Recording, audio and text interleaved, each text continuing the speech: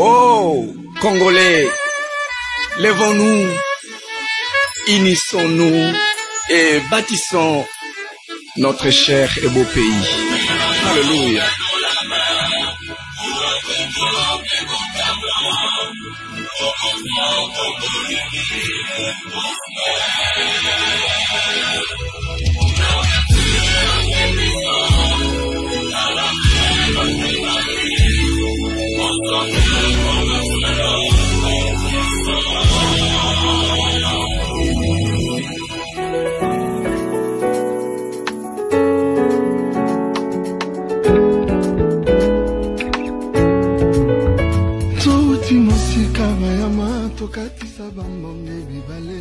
Chers fidèles auditeurs de la radio communautaire de Bouma, vous êtes nombreux à nous suivre de partout. Nous sommes là toujours à votre service.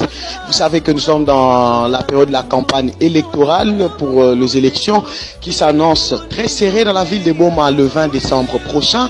Et les ténors séjour ne cesse de recevoir pour vous les invités.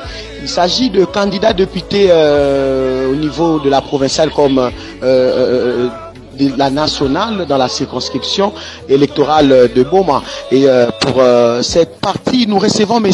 Emery Dimoela. Il est candidat député de la ville de Bouma. M. Emery, salut. Non, salut mon confrère, salut. Comment vous allez? Qu'est-ce que les Boumatraciens peuvent retenir de ce qui concerne M. Emery? Oui, d'abord, M. Emery, c'est quelqu'un qu'on peut lui présenter ici à Bouma. M. Emery, c'est d'abord un opérateur culturel qui a réalisé tant de kermesses ici à Bouma. Donc, sur les plans culturels, j'ai encadré beaucoup de jeunes. Donc, il y a au moins, à mon actif, 7 kermesses ici à Bouma et puis 3 à Matadi. Donc, c'est quelqu'un, je suis un opérateur économique aussi et en même temps, journaliste de la RTNC Congo Central. Et alors, M. Emery, opérateur artistique et économique dans la ville, dans la province du Congo central, aujourd'hui député provincial, national, numéro? Non, moi j'ai postulé à la députation nationale, numéro 63, ici dans la section de la ville de Bouma. Je crois que, bon, disons que je suis dans la nationale.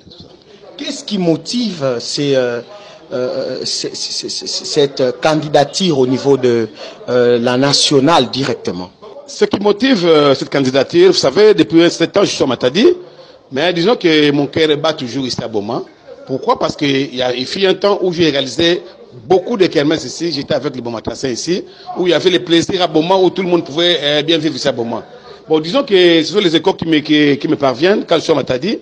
Les amis qui viennent de Bouma souvent, quand ils me voient à Matadi, ils me disent souvent que Emery vient à Bouma, vient. Je leur dis simplement qu'il y a qui maté, comme j'ai un contrat avec la RTNC Congo Central, c'est pour ça que je suis à Matadi, c'est la raison d'être à Matadi. Alors, les Boumatraciens qui nous suivent, qu'est-ce que vous faites d'abord d'entrée de jeu, leur dire en ce qui concerne ces élections? Vous savez que vous n'êtes pas les seuls, il y a plusieurs autres candidats. Ouais, ce que je peux dire aux Boumatraciens, c'est d'abord de garder espoir, parce que nous disons toujours que l'espoir fait vivre. Et quand on perd l'espoir, donc on perd le tout. Alors, ce n'est pas une bonne chose. Moi, je demande seulement aux Boumatraciens que vous puissiez aujourd'hui comprendre que Emery Dimoela, c'est votre frère qui a réalisé beaucoup de choses avec vous ici à Bouma. Et je crois que nous avons aussi, j'ai des solutions pour cette ville de Bouma par rapport à ce qui se passe aujourd'hui. Parce qu'aujourd'hui, quand on appelle Bouma l'Ukraine, moi, ça me fait mal qu'on puisse appeler Bouma l'Ukraine aujourd'hui. Donc, c'est une ville où il y a la crise. Or, je connais bien la ville de Bouma. Moi, j'ai étudié à Kango, par exemple. Quand j'étais enfant, je suis un ancien SK. Mes parents sont de Tchanganor. Et ma mère, c'était la première dame à réaliser un bar ici à Bouma qui a fait des succès chez Pati Bimana, au rond-point là. Les bars 9 régions. Donc ceux qui me connaissent, ceux qui connaissent ma mère, ils peuvent se souvenir du bar 9 régions. Et ils peuvent se souvenir aussi des mairies qui a réalisé au moins 7 kermesses de 2008 à 2013. Donc je peux vous rappeler un peu. Vous connaissez chez Ndimoka là. Ndimoka en face de Kongalele. C'est moi qui avais réalisé la kermesse là-bas. Kermesse Banaboma, où c'est un succès, où il y a Ingadiadia, les Karmapa, les Kabosé, tout le monde qui est venu ici. J'ai aidé la jeunesse de Boma à rencontrer beaucoup de stars et à enlever ces complexes-là qu'on avait dans le temps que les artistes qui ne pouvaient pas venir ici. Et j'ai aussi aidé beaucoup d'artistes ici. hein, tel que Bandinga, tel que le comédien, dont le nom, je m'échappe un peu. Je crois que nous sommes là à Boma aujourd'hui. Je vais vous dire une chose aujourd'hui, monsieur le journaliste. Vous savez que il fut un temps où le chemin de fer existait entre Tchela et Boma. Ce chemin de fer là, c'était pour le développement de Boma parce que Boma était le port d'exportation des marchandises. Donc on pouvait exporter tous les produits agricoles au niveau de l'Europe. C'est à travers la ville de Boma. C'était construit dans cet esprit-là. Mais qu'est-ce que les policiers ont fait? Les policiers ont vendu les rails qui se trouvaient là-bas et aujourd'hui ils veulent construire les boulevards là. Et ces boulevards, vous êtes content des boulevards. Mais les boulevards là, pour moi, je dis que c'est la place où on devait reconstruire les chemins de fer pour essayer un peu de faire revivre la vie. Parce qu'aujourd'hui, si Boma ne vit pas, et les Mayombe aussi ne vivent pas. Parce qu'on a fait des scams, des sociétés qui pouvaient envoyer des produits vivriers ici, des produits agricoles, qui étaient exportés. Et ça faisait entrer beaucoup de devises au niveau des Boma. Ça, c'est le premier point.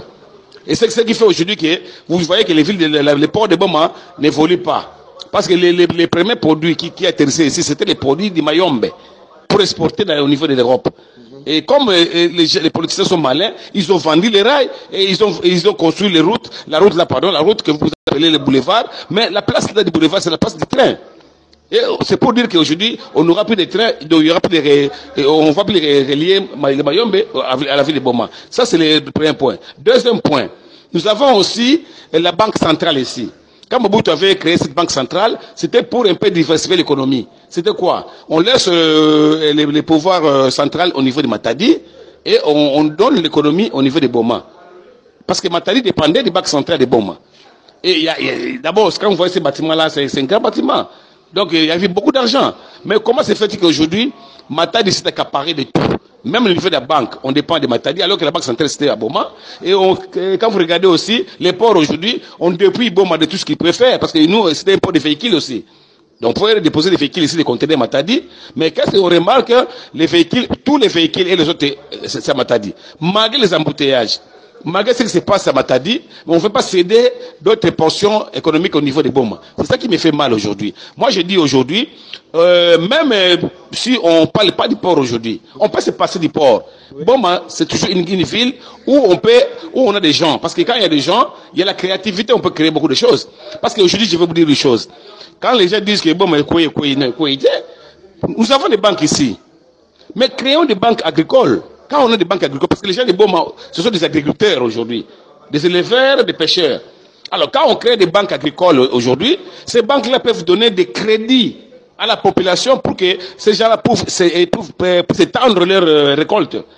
Et à ce moment-là, quand ils vont vendre les récoltes, la banque va récupérer l'argent et les bénéfices, ils se partagent avec les gens. Vous voyez, donc ce sont des idées qui peuvent développer la vie des Boma. Or, les gens vont aller faire des champs là-bas, ils se débrouillent eux-mêmes.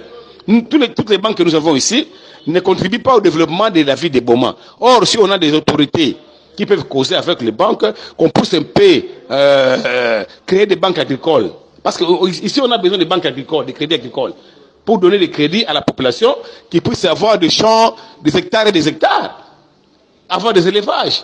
La pêche, par exemple, développer la pêche ici au niveau de Boma. Bon, pourquoi on dit que tout continue à Boma? Bon, comme la Parlement n'est plus là. Il faut avoir des managers comme nous, les mairies du mot là, qui peuvent aller à Kin sans complexe pour aller négocier les marchés, par exemple, de l'appareillement. Nous savons que les problèmes d'appareillement, c'est les problèmes des taxes. Hein? Si on a fermé l'appareillement aujourd'hui, c'est parce que le gouvernement de Kabila avait mis beaucoup de taxes, hein? Alors l'appareillement n'arrivait pas à payer ces taxes-là. Mais pourquoi ne pas alléger ces taxes-là pour aider la population de Boma aujourd'hui à bien faire au niveau de Boma ici? Vous voyez un peu ces idées que nous pouvons dire aujourd'hui. C'est pas parce qu'aujourd'hui, on a tiré la rivière qu'aujourd'hui on est populaire à Boma. Non, c'est pas ça le problème. On a beaucoup de problèmes à Boma. Il y a la jeunesse aujourd'hui à Boma. La jeunesse est délaissée. Vous aussi, vous faites partie de ces candidats qui ont peur, de ceux qui procèdent aux travaux de tirage de la rivière pour... Moi, Emery, je n'ai jamais eu peur de gens. Moi, j'affronte les gens. C'est pour vous dire que je n'ai pas peur de gens. Celui qui a fait le tirage, là, il a bien fait. Il a bien fait, moi je l'encourage, c'est M. Justin, je l'encourage. Il a bien fait. Mais le travail que Justin a fait, c'est le travail du gouverneur provincial. C'est le gouverneur qui devait faire ça, avec les moyens du gouverneur provincial. Et M. Justin est un opportuniste.